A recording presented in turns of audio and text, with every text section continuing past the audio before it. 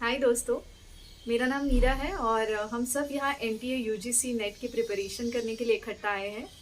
पिछले वीडियो में आपने देखा होगा कि हमने 7 क्वेश्चंस किए थे टीचिंग एप्टीट्यूड के। आज उसी सब्जेक्ट के हम आगे के कुछ क्वेश्चंस करेंगे। तो चलो शुरू करते हैं।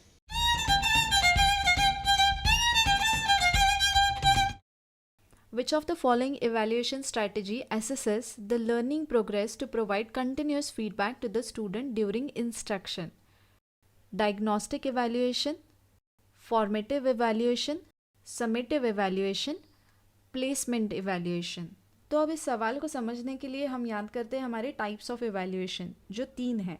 पहला है बिफोर इंस्ट्रक्शनल प्रोसेस, दूसरा है ड्यूरिंग इंस्ट्रक्शनल प्रोसेस और तीसरा है आफ्टर इंस्ट्रक्शनल प्रोसेस। तो अब हम अगर हमारे ऑप्शंस की तरफ देखें तो डायग्नोस्टिक इवैल्यूएशन और जो फॉर्मेटिव इवैल्यूएशन है ये हमारे सेकेंड टाइप की इवैल्यूएशन है which is during instructional process. Summative evaluation अगर देखें तो ये है after instructional process towards the end. और जो हमारा प्लेसमेंट इवैल्यूएशन है this is first type which is before instructional process. तो हमारे टाइप्स ऑफ इवैल्यूएशन में ड्यूरिंग कौन से टाइप्स के लिए आता है? फॉर्मेटिव इवैल्यूएशन और डायग्नोस्टिक इवैल्यूएशन के लिए। तो डायग्नोस्टिक इवैल्यूएशन का मतलब क्या होता है कि ऐसा इवैल्यूएशन जो हमें हेल्प करता है टू अंडरस्टैंड लर्निंग डिफ़िकल्टीज या फिर लर्निंग एरिया प्रॉब्लम्स जो होते हैं किसी स्टूडेंट के, जैसे कि किसी स्टूडेंट के जो वीकनेसेस है या फिर स्ट्रेंथ्स है, डिस्कवर करने के लिए हेल्प करता है डायग्नोस्टिक इवैल्यूएशन।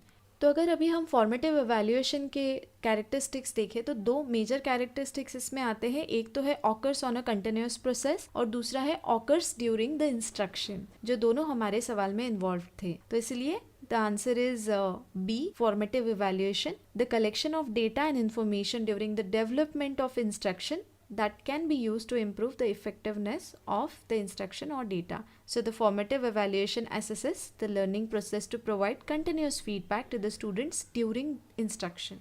Question है, which of the following are correct regarding the benefits of choice-based credit system in higher education?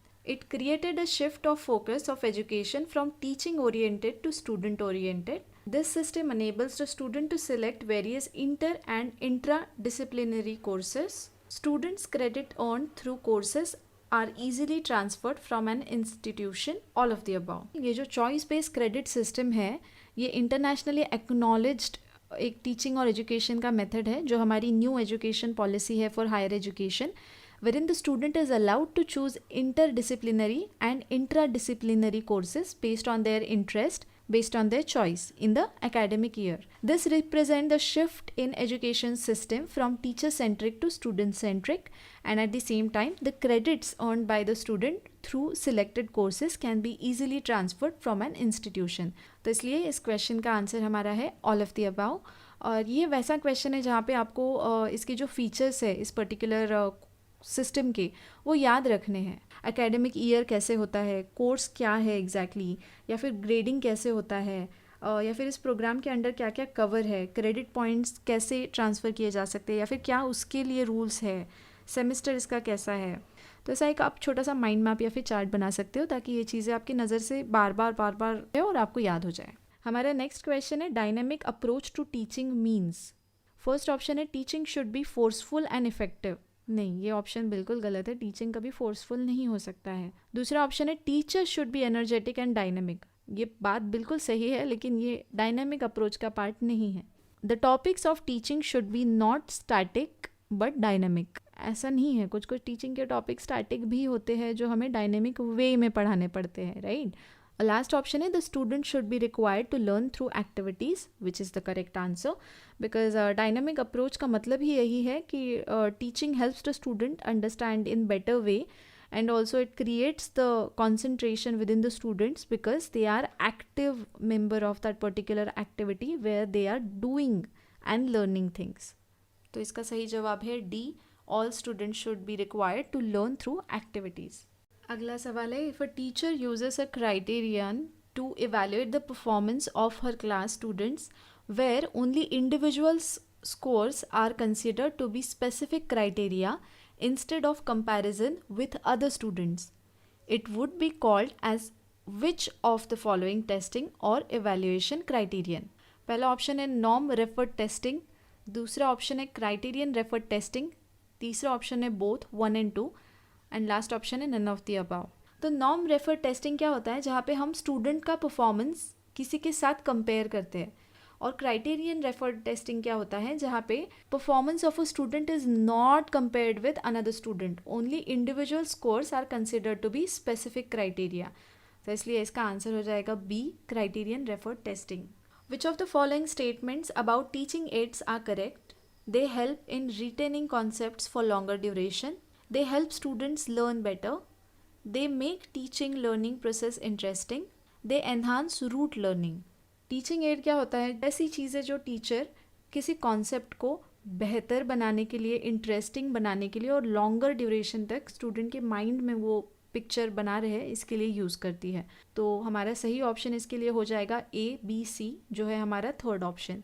Effective teaching is a function of teacher satisfaction, teachers honesty and commitment, teachers making student learn and understand, teachers liking for professional excellence। इसका answer है सी, teachers making student learn and understand, because the role of a teacher is to inspire, motivate, encourage and educate learners no matter what is the age or the background of any learner। It's her job to make students learn and understand। अगला हमारा question assertion और reason format में है। assertion है evaluation validates the effectiveness of teaching method, reason है evaluation is not a mandatory process। क्योंकि हम जानते हैं कि evaluation is the most important term in teaching and learning process। evaluation ही है जिससे हम validate कर सकते हैं कि teaching methods जो हम यूज़ कर रहे हैं क्या वो सही है या हमें उन्हें modify करना है। इसी से हमें student की जो डेवलपमेंट है वो भी समझ में आती है। इफेक्टिव टीचिंग हो रहा है कि नहीं हो रहा है, ये भी हमें यहीं पे समझता है। और साथ ही साथ ये भी चेक करता है कि साइकोलॉजिकल और लॉजिकल स्ट्रेंथ क्या है हमारे स्टूडेंट की। तो इसलिए इवैल्यूएशन तो बहुत ही इंपॉर्टेंट है टीचिंग लर्निंग प्रोसेस में। तो evaluation is not a mandatory process, ये जो पॉइंट है ये बिल्कुल फॉल्स है। तो सी ऑप्शन सही है, A is true but R is false. Given below are two statements. Tutorials, group discussion, question answer sessions are dialogic and are part of direct teaching methods. Project work, laboratory work, simulation and role playing are action based and are part of indirect teaching methods. In the light of the above statement, choose the most appropriate answer from the options given below. Both statements 1 and 2 are correct. B है both statement 1 and statement 2 are incorrect. Third option is statement 1 is correct, statement 2 is incorrect. Last option is statement 1 is incorrect but statement 2 is correct। तो ये बहुत ही आसान सवाल है कि जैसे tutorials हो गया, ग्रुप डिस्कशन हो गया, क्वेश्चन आंसर सेशंस हो गया, इसमें डायलॉग इन्वॉल्व है क्योंकि interaction between the student and the teacher is involve और वो डायरेक्ट मैसेज जाता है। जैसे टीचर ने कोई कॉन्सेप्ट समझाई, कोई डाउट है तो डायरेक्टली वो स्टूडेंट टीचर को पूछता है, टीचर उसका वो डाउट सॉल्व करता है। तो this is a direct way of teaching method. Statement 2 है वो बोलता है कि project work, laboratory work, simulation, role play ये एक्शन बेस्ड है और ये इनडायरेक्ट वे ऑफ टीचिंग। तो ये भी बिल्कुल सही है। तो इसलिए हम चूज करेंगे option A which is both statements 1 and 2 are correct. Thank you so much दोस्तों ये वीडियो पूरा देखने के लिए। तो हमारे 15 क्वेश्चंस हो गए हैं टीचिंग एप्टीट्यूड के। आगे भी कई वीडियोस में हमारे इसी सब्जेक्ट के क्वेश्चंस चलेंगे क्योंकि काफ़ी ऐसे क्वेश्चंस हैं जो अभी भी डिस्कस होने बाकी है और इम्पॉर्टेंट है। तो मिलते हैं अगले वीडियो में। तब तक आप प्लीज़ अगर मैं कोई भी गड़बड़ कर रही हूँ तो कमेंट सेक्शंस में मुझे बताइएगा ताकि मैं उनका करेक्शन कर सकूँ। तो मिलते हैं, बाय बाय।